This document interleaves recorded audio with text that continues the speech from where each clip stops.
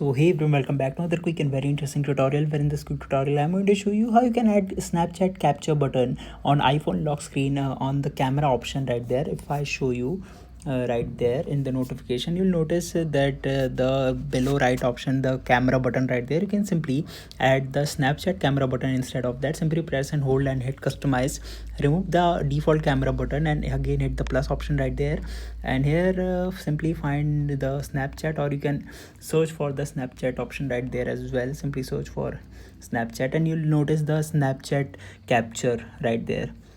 Simply go over there and hit done. Now once you hit done, you'll notice that instead of the camera, the Snapchat capture button will appear right there, and when you hit there, you'll notice that the capture for Snapchat will open right in front of you.